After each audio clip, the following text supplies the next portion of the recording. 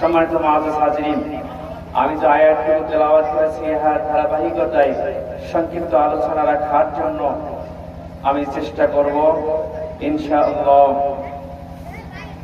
সম্মানিত মুআজ্জাজ হাজিরিন, এই আয়াতে আল্লাহ তাআলা বলেছেন, আমাদের কিছু দিক নির্দেশনা দিয়েছেন রাসূলের মাধ্যমে। তাহলে শুনে আসা যাক কালামুল্লাহর আয়াত দ্বারা আল্লাহ তাআলা আমাদের কিসের সুসংবাদ দিলেন। লাকাদ জাআকুম রাসূলুম মিন আনফুসিকুম আজিজুন আলাইহি মা আনিতুম হারিস।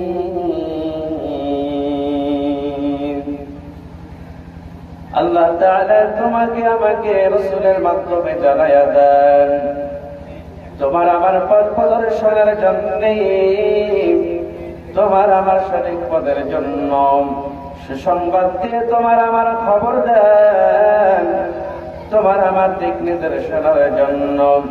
তোমার যত কষ্ট থাক, দুঃখ থাক, সবকিছুকে ধূলিসাৎ করিয়া দিবে যদি তোমরা এই পথকে অবলম্বন করো।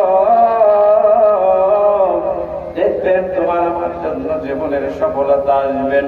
তিনি নবী মুহাম্মদ তোমার আমার জন্য রহমতের রহিম, তোমার আমার জন্য দয়ার অনুবান্দার হয়ে দাঁড়াবে রে মুসলমান।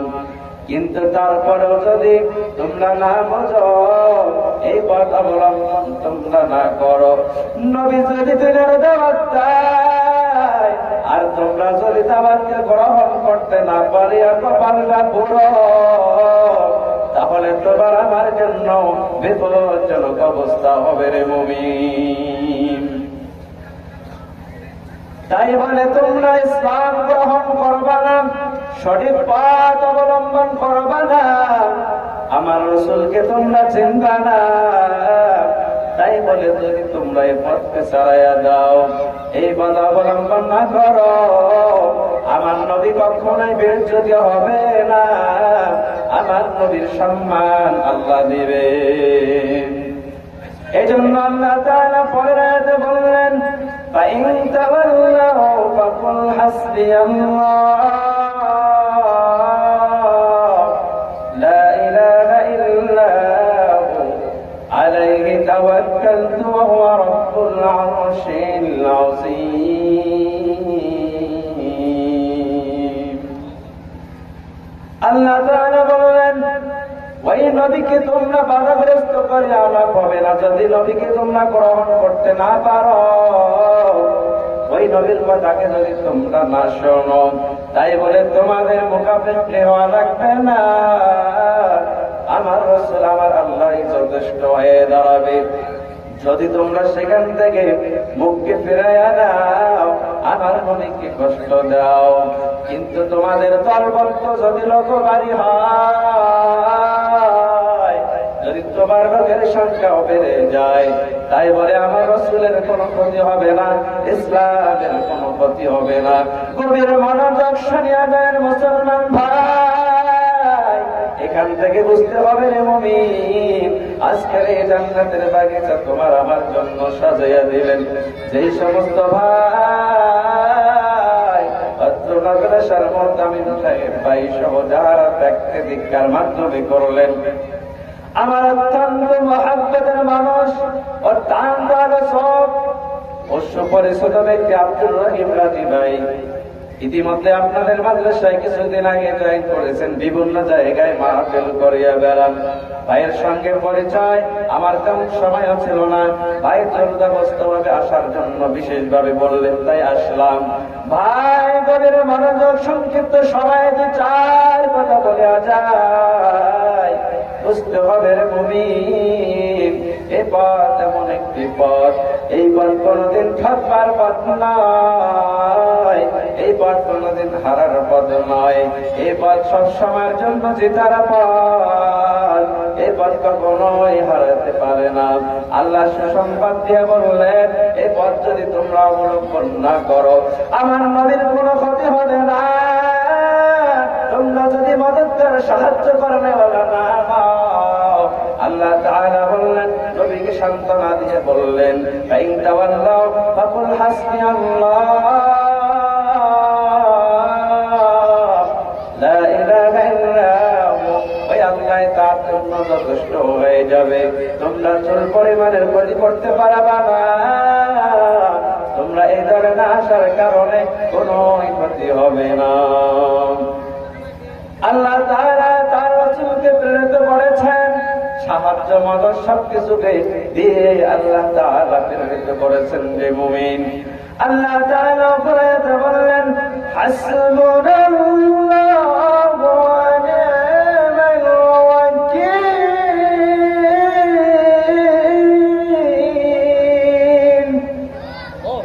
ওরে মুমিন আমার বান্দা, আল্লাহ তাআলা সুসংবাদ দিয়ে তোমারে আমারে বলতেছেন, আমার আল্লাহ রাসূলকে বলতেন সম্বোধন করে, তোমার জন্য তোমার আল্লাহ যথেষ্ট, ইসলামের জন্য আল্লাহ একমাত্র যথেষ্ট, আর কোন দলের কোন সাহায্য নেওয়ার দরকার নাই। কিন্তু বুঝতে হবে, যখনই আমরা মানুষের দিকে, ক্ষমতার দিকে আমরা যাব, আল্লাহ তাআলার সাহায্যকে ছেড়ে আমরা তাদের অনুগত করব, তখনই বুঝবার পারা তোমাদের পতন হইতে দেরি হবে না। কারণ তোমার আমার তাওয়াক্কুল করতে হবে একমাত্র আল্লাহ তাআলার জন্য। মুমিন এই জন্যই অনেক সাহাবায়ে কিরাম নবী রাসূলকে দিয়ে আল্লাহ তাআলা কেমন পরীক্ষা নিলেন, তোমার আমার তেমন কোন পরীক্ষাও দিল না।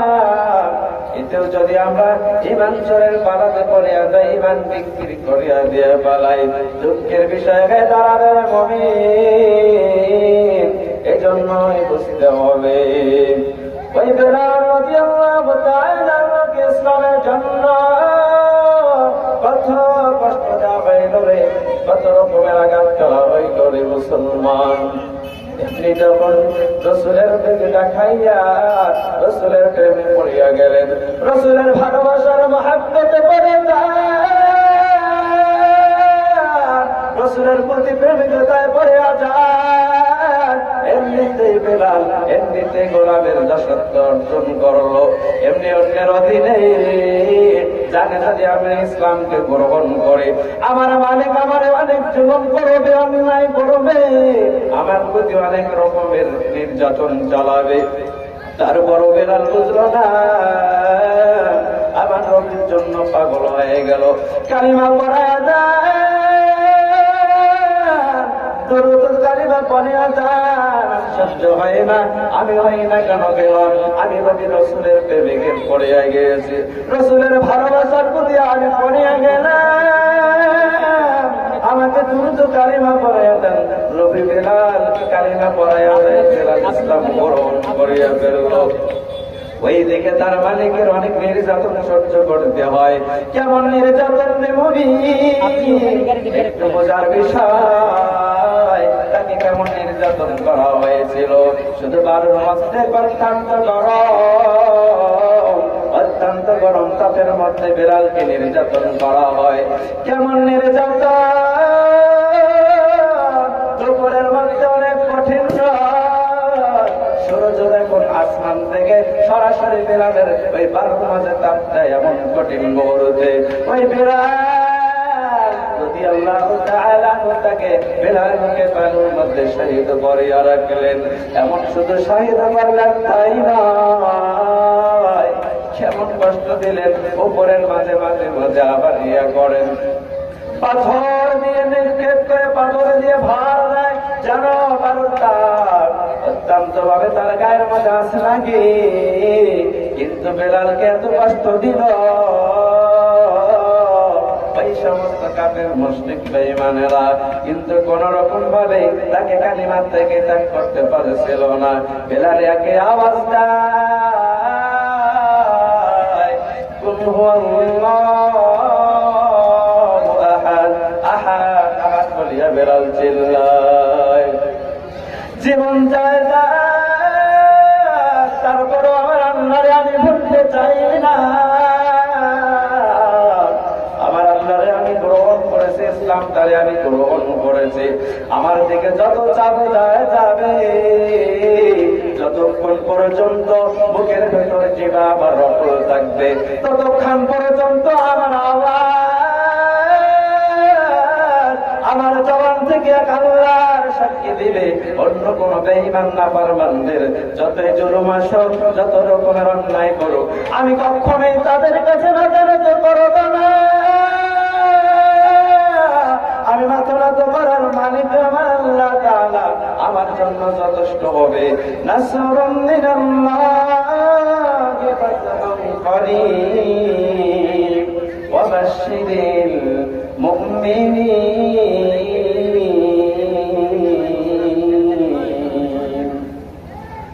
আমার আল্লাহ এক নম্বরে আমার জন্য মদদগার হবেন, সাহায্য করানেওয়ালা হবে। পৃথিবীতে আর কারো থেকে আমি মুখাপেক্ষি হতে চাই না।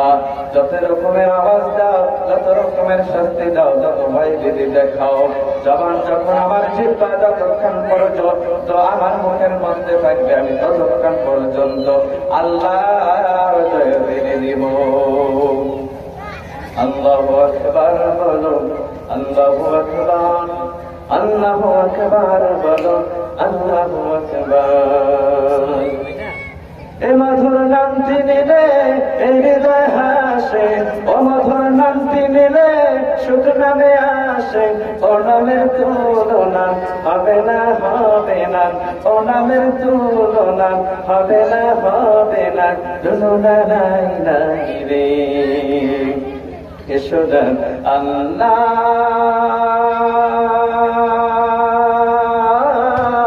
নামে গঙ্গাই, এসোদা মনো প্রাণ জুড়াই।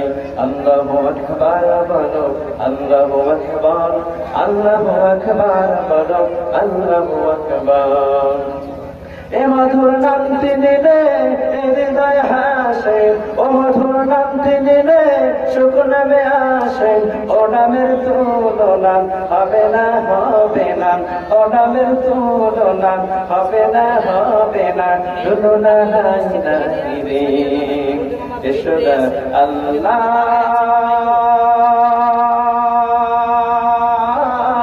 নামে গঙ্গায়, এসোদা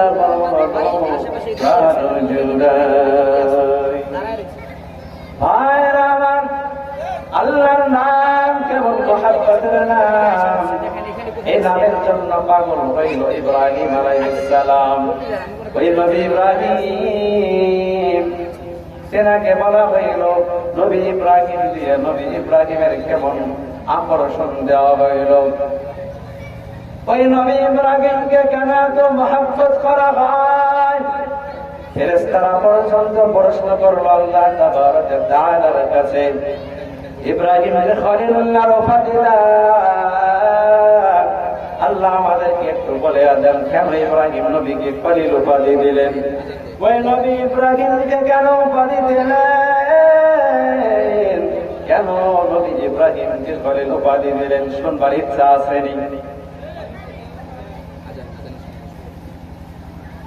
সম্মানিত মহাজের হাজির, আসা হলো পরিচয় অর্জন করা হলো আমাদের আব্দুল মাওলানা হাফেজ কারি আব্দুর রহিম রাজীবের মাধ্যমে ওসিলায় আসা।